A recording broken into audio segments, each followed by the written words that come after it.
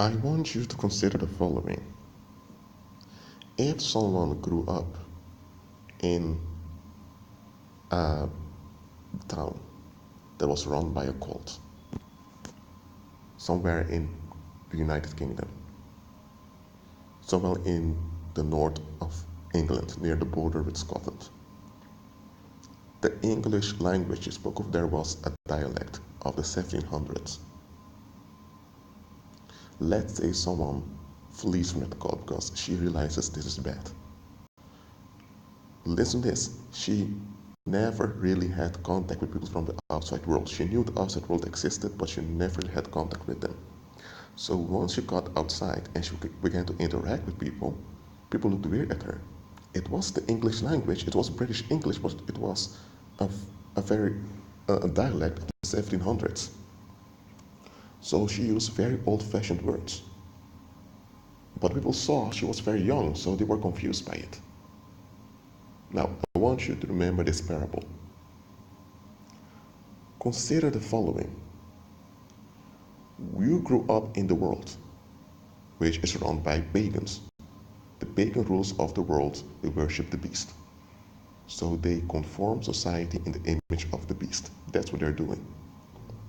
So they are deforming the minds of the masses to be in line with the beast. That's what they're doing. So you have been formed and shaped a certain way. Not just by the pagan rulers, but the pagan rulers of the world. They lived separately somewhere in their palaces. You were formed and shaped by environment, by your parents, by your peers, by school, by the media, by the movies you've watched and all of that. There was some agency of you involved at a later age, but we all began as little helpless babies, so we had no agency back then. When you did develop agency, that agency was formed and influenced by those around you. So even your agency has been shaped. So consider that it is possible. It is the fact, but I just want you to consider that it may be possible that injustice has been built in you. If you grew up in a household where there was a lot of, how do I say, domestic violence, violence has been built inside of you. That is what you've been exposed to. And you may indeed disagree with it. You may fight against it. But that is what your brain registered. That is what your brain had gotten used to. So when you are in a situation where you are upset or frustrated, what's the default reaction that will come up in you? That is what you've been conditioned into. Now, you don't have to agree with what you've been conditioned into. But if you don't uproot the issues that have been built up inside of you by your environment, you will end up conforming to those issues. And it will happen without you being aware of it. No, I'm not saying that if your father was a drunkard that automatically you begin to drink also. No. However, that drinking was a manifestation of repressing emotions. So you grew up in an environment where it was expected to repress your emotions or else something bad would happen. So what will you likely do when you're older? You are used to repressing emotions. Now you may not go out and drink to do it, but you may begin to, I would say, cast someone out or become upset with someone or just avoid certain people out of the blue. Let me say it like this. Injustice needs to be broken down from you. In your mind and in your emotions, injustice must be broken down so that righteousness can be built up. Understand carefully what I'm saying here. When you grew up in darkness, because that happened to all of us, where it was a loving household or a one-parent household, or where it was in a foster care, we all grew up in darkness. So when you become born again, the dark mentality that the world programs you into needs to be broken down, so that now you can receive the mind of Christ. and you can relate to others and to yourself and those around you in a Christ-centered manner. A lot of folks want to fight injustice out there. They want to go against the pagan rulers, they want to go against the Illuminati, or they want to go against police brutality, or they want to go against racism or sexism or whatever ism they want to fight. Very few people realize that injustice has been built inside of them. Often they don't realize that many of the concepts they hold dear are injustice. When you tell them this, they'll get very uncomfortable, and they either project it onto you or they'll take that frustration out on someone else. It happened. There was a time in a social experiment where they asked people, what's your purpose in life? There were some couples over there, and they began talk all around the question. Some began discussions. They couldn't answer it. One woman even attacked her husband when she heard that question. Folks often don't want to see what's built inside of them. I'm not saying they're the one that built it, but it doesn't matter. Look, if someone threw a bomb in your garden, I don't care who did it. There's a bomb in your garden, and your garden needs to be made clear of that bomb, or else people are going to get hurt. Now let's put the bomb aside. Let's put the parable aside. If injustice has been programmed and conditioned in you, it needs to get out of you. But too often people can't see the injustice that has been conditioned into them.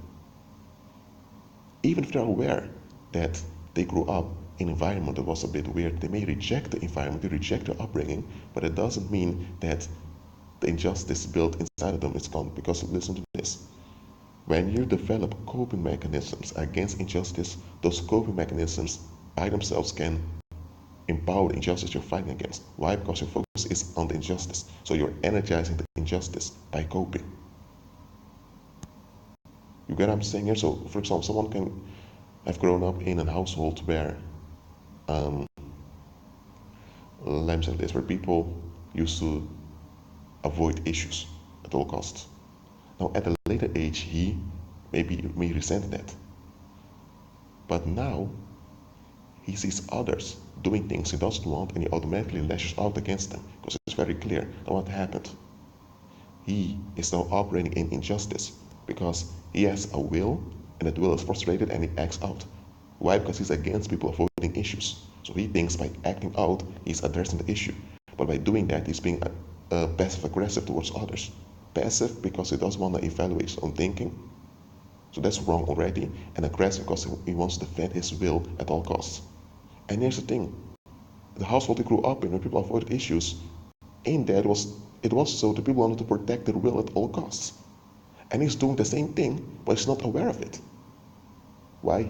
He is energizing the injustice by fighting it. And without being aware of it, he's conforming to that same injustice. Look, what I'm saying here is that some people, you cannot relate to them in a peaceful manner unless they admit they have injustice in them that needs to get out of them. They don't have to be people with wrong intentions. They don't have to be some psychopath. They don't have to be some Freddy Krueger figure. If they have injustice in their thinking, that means that they will relate to others in an unjust manner. And that means that they are attracting and energizing unjust situations. Think about those people that joined Black Lives Matter because they were tired of police brutality against blacks in America. Now, it's the right thing that they are against police brutality against blacks in the United States. It's right that they want blacks to be safe on the streets and all of that, but here's the thing. They wanted violence to stop. And that's the right attitude. But now they joined a group in which they vented out their frustrations on the society that permitted it to happen, because it's a society that permits those stuff to happen in the United States. So now they rage against society and they act out their rage against society. It works. They got attention. So they were successful in it. But at the same time, they're now stuck in rage. And that rage attracts demons. So now this whole Black Lives Matter thing has turned into some demonic movement in which people don't even care about blacks anymore. They even attack blacks themselves. They've been taken over by evil without them being aware of it. And many of those folks, if you would look at them individually, they all have unexamined expectations that don't add up, they don't want to face. They did face injustice externally in society, and that's a good thing. But hold on a minute, Satan still has a grip on you because you have injustice inside of you. You see now why Christ told us to first remove the log from your own eye before you remove. I know, oh no, you can read about it. You can read it yourself in your Testament. Christ made plain that you ought to examine yourself first. Not because he wants you to condemn yourself, not because he doesn't want you to judge others, because we ought to operate in righteous judgment towards ourselves and one another. Christ is not telling you to shut up and to leave people alone in their negative. Christ is not giving people the right to be negative. But Christ is making plain here that it's important for you to be safe first. Christ is concerned with your safety first before you're dealing with those around you. If you are a firefighter and your job is to get people out of the fire department is first concerned with your safety as a firefighter. Because if you, as a firefighter, if you're not in a good condition, nobody else will benefit from it. You can't get people out of the fire if you have fire inside of you that's surviving you. You get what I'm saying here? So Christ wants your safety first. That's why the New Testament tells us we ought to be renewed in our mind. Injustice must be worked out of you. And on this channel, I've exposed quite some concepts that are really unjust when you evaluate them carefully. I've also broken down this attachment to privacy that the world is training you into, and really what's really behind it. What's behind that myth of privacy and the attachment that the world's conditioning into is that the pagan rules of the world want you to hold on to a security that doesn't exist, while at the same time you feel as if it really exists. And by doing that, they're keeping you away from agreeing with Christ. They're keeping you away from relating in a Christ-centered manner towards others. I mean, just think about it. The pagan rulers of the world, they live in their palaces. The majority of the world's population don't want to wake up, so they will remain in the negative. So why are they concerned with your data? What you do on your laptop? And you're one of the 7 billion people walking this earth. Let's say there are 3 billion people online, and you're one of the 3 billion. You don't have money, you don't have any financial capital. Why are they concerned with you? They're not. This whole big brother is watching you. BS is there to frighten you. And once you're frightened, you want a relief from being frightened. So now you're going to take actions to protect a security that doesn't exist, which is privacy. The pagan rulers of the world know very well that demons can enter homes without knocking. They know very well that some demons can even see through walls. They know very well that your energy field reveals more about you than you realize. And the pagan rulers of the world know very well that most people aren't even aware of their energetic abilities as a human being. So they know very well that this privacy thing is a complete hoax. Yet, because people want to be relieved, they enable people to seek relief from others by holding on to this fake space that is called privacy, that's called personal space, which doesn't exist at all. And they keep feeding this illusion because the pagan rules of the world know that people fall for it. People have laptops in which they even put tape on their webcam because they're afraid that someone may hack them and watch what they're doing. I'm not saying that there are no hackers out there who may do such stuff, but first of all, for hackers to do that to you, they must have an IP address, they must have some interest in looking at you. And those hackers are also human beings. They need to go to work or they need to sleep, so they're not active 24/7 coming after you and after your data. I'm telling this whole Big Brother is watching you BS is only there to frighten you. And it works because people are frightened and now they're taking actions to be relieved. And these actions make them hostile towards one another. It makes them, how do I say, not only hostile but also suspicious of one another. It has such a big effect on the human population that now you have divisions within the human population, and these divisions causes conflict, and conflict brings negative energy. And who benefits from negative energy? Evil spirits and the big rulers of the world. That's what I mean. When you look beyond and you look at the bigger picture, it's far easier to recognize injustice. Not just injustice out there that manifests in physical and social actions, but also injustice in thinking patterns people hold on to. This privacy myth or this myth of personal space that people hold on to is unjust. It's injustice. And I'm not going to talk much about that myth, but just one thing I want to point out here concerning it. So you mean to tell me that you're part of a human community somewhere, maybe just 300 people or whatever, and you want the right to exclude information about yourself from people in the community? To some extent, that's reasonable. Not everyone should have access to your data, that's true. But you mean to tell me that your sense of having this fictive space is far more important than the safety and well-being of the whole community? And at the same time, you expect the community to get along with your selfish, narcissistic attitude? What? That attitude is wicked. Yet, because people want to be relieved and validated, they think that they're just being a private person, or it's just my life I determine. You're part of the bigger whole. You're part of the human community. You're part of this community around you. You can't survive on your own without the community. And at the same time, you want the community to give in to an unexamined expectation of yours, even at the expense of the whole community? What is that?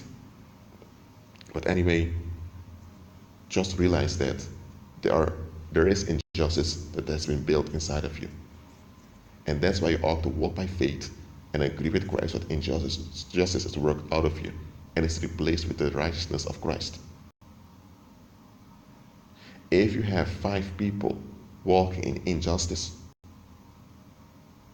what will they accomplish together? They will bring more people in injustice. Because injustice is what they're operating in. So if you walk with 4 people that operate in injustice, you'll become the 5th one. Why? Because they will bind you with their injustice. They will. And here's the thing, they are most likely not even aware they're operating in injustice. And even if they become aware of it, they will deny it because they don't want to see that about themselves. So they will bind you with their expectation to remain in denial. So they want you to be in denial also. Look, I can go on for hours about this subject, but I'm not doing that. Realize that injustice has been built up inside of you. It needs to be broken down. It's not just bad habits that need to disappear. It's every way of thinking that's anti-Christ and anti-reality. Because anything that's anti-Christ is also anti-reality. Because Christ is the way, the truth, and the life. He's the truth, He's the reality. So anything that goes against the reality is injustice. But it brings danger. Well, that's it for now. Agree with Christ and be at peace.